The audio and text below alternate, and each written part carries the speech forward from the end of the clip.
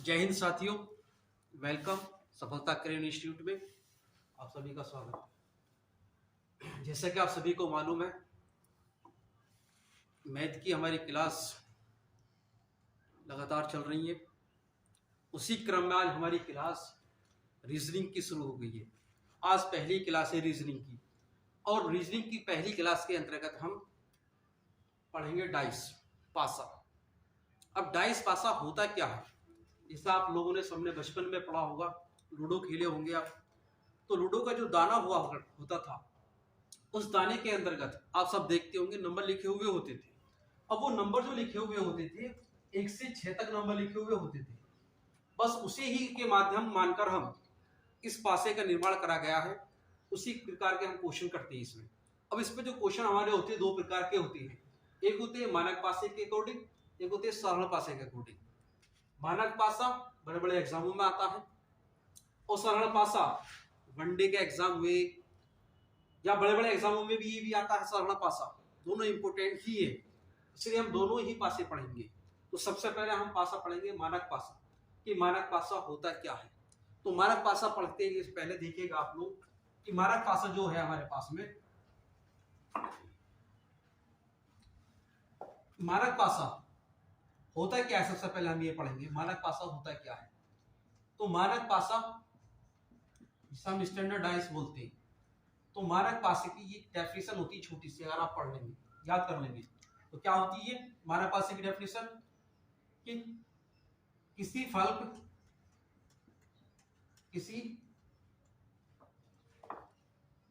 पासे किसी पासे की किन्हीं दो फलकों का योग, किन्हीं दो फलकों का योग, किन्हीं दो फलकों का योग, फलकों का योग, किन्हीं दो फलकों का योग 7 नहीं होना चाहिए, 7 नहीं होना चाहिए, बल्कि विपरीत फलकों का योग, बल्कि विपरीत फलकों का योग, विपरीत फलकों का योग 7 होना चाहिए, 7 होना चाहिए, 7 होना चाहिए। मतलब क्या हुआ इसका कि जैसा आपने देखा होगा, तो एक हम पासा ले लेते हैं, खुला पासा। अब उस खुले पासे के अंतर्गत हमने ये फलक ले ली, तीन फलक ली। अब 3 फलक के अंतर्गत 3 फलक इसके पीछे छिपी हुई और एक सामने है 3 फलक हमारे पास। अगर हम बात करें इस पासे के अंतर्गत, जैसे ये एक फलक ये रही, एक फलक ये रही और एक फलक ये रही, 3 फलक इसके पीछे छिपी हुई है। तो कहने का मतलब ये है, जैसे इसमें लिखा हुआ है कि दो फलकों का योग 7 नहीं होना चाहिए। जैसे ये जुड़ी हुई है दो फलक, संलग्न फलक बोलते हैं इसे। दो फलकों का योग, किन्हीं दो फलकों का योग 7 नहीं होना चाहिए। किन्हीं दो फलकों का योग, किन्हीं दो फलकों का मतलब किसी पासे के किन्हीं दो फलकों का योग का मतलब है कि संलग्न भी हो सकते हैं हम, का योग 7 नहीं होना चाहिए। मतलब है हमारे पास में किन्हीं दो फलक का मतलब है यहाँ पर कि जुड़ी हुई फलक, जिसे बोलते हैं हम संलग्न, संलग्न फलक,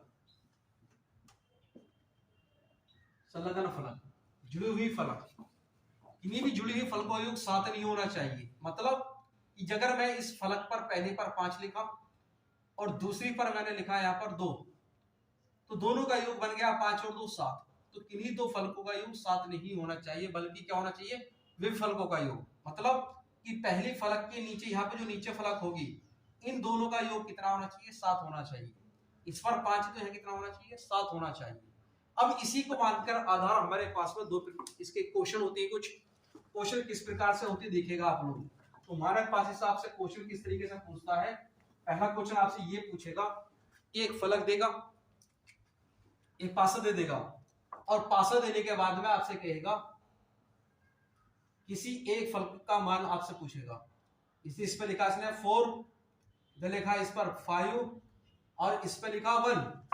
ये क्वेश्चन दे दिया जी आप लोगों को। पूछा गया इसमें कि बताइए कि चार के विपरीत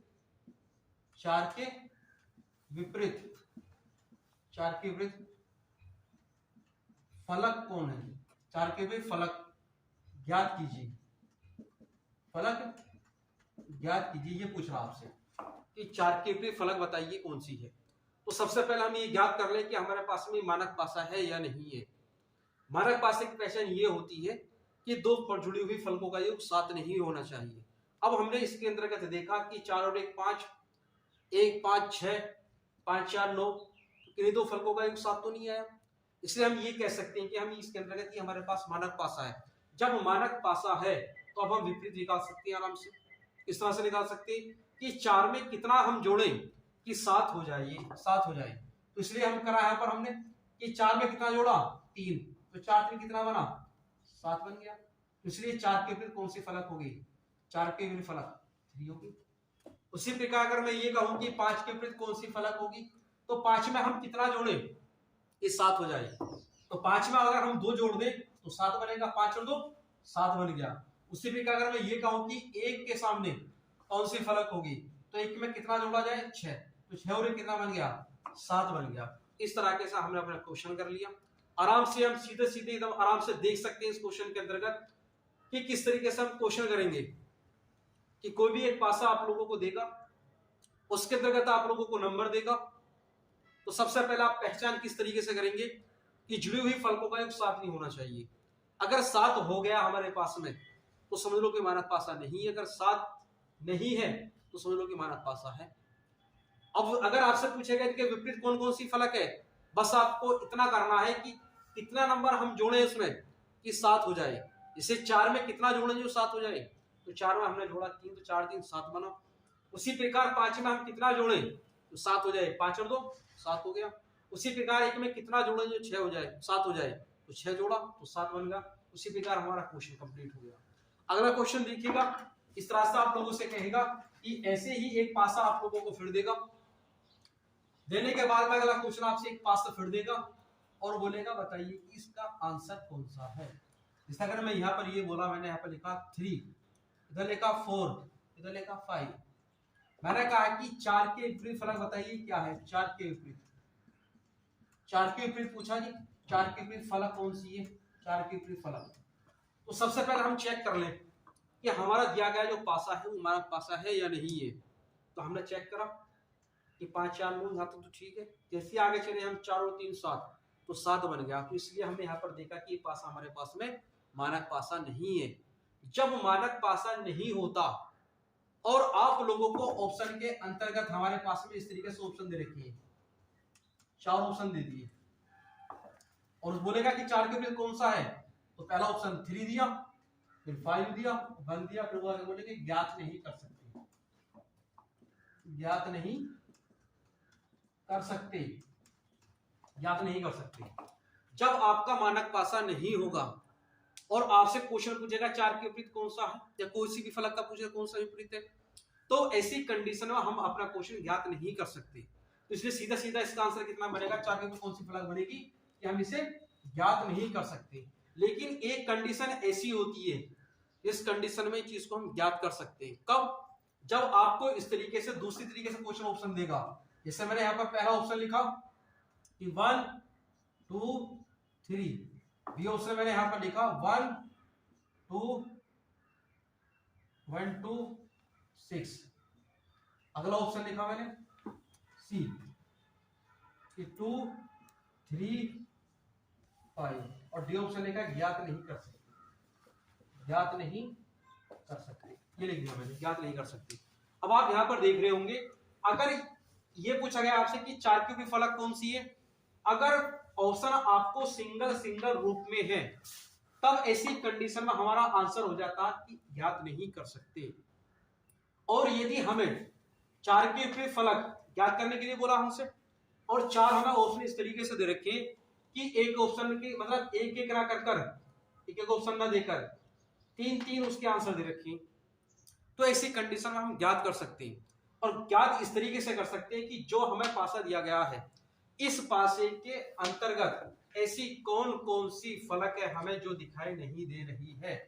तो हमने सबसे पहले देखा 1 नहीं दिखाई दे रहा हमें यहाँ पर, 1 के बाद में हमें इसके बाद में 2 नहीं दिखाई दे रहा, 2 के बाद में और कोई नहीं दिखाई दिया, 6 नहीं दिखाई दिया। तो ऐसा कौन सा ऑप्शन है, ये तीनों एक साथ दिखाई दे रहे हैं हमें, तो इसलिए हमने देखा 1 2 6, तो बी ऑप्शन हमारे पास में हो गया कि ये हम ज्ञात कर लिया। तो 4 के ऊपर कौन सा ऑप्शन हो सकता है फिर हमारे पास में ऐसी कंडीशन में कि 1 2 6 कि या तो 1 हो सकता है 4 के ऊपर, या 2 हो सकता है, या 6 हो सकता है, कुछ भी हो सकता है। ऐसी कंडीशन में हम ज्ञात कर सकते हैं चीज को कि कौन सा ऑप्शन हमारे पास में हो सकता है। क्लियर। अगर हम बात करें अगला, जिसे हमने कहा कि 4 के विपरीत कौन सा फलक है, तो आपके अलग अलग ऑप्शन दिए, तो इस कंडीशन में कौन सा होगा हमारे पास में ज्ञात नहीं कर सकते। तो इस तरह के उम्मीद है कि आप लोग क्वेश्चन कर लेंगे, आसान तरीका है बिल्कुल करने का। कल जो हमारी क्लास चलेगी साधारण की चलेगी, साधारण पास किस तरीके से होता है वो भी आसान है, उसे भी हम पढ़ेंगे। आज के लिए इतना ही, धन्यवाद।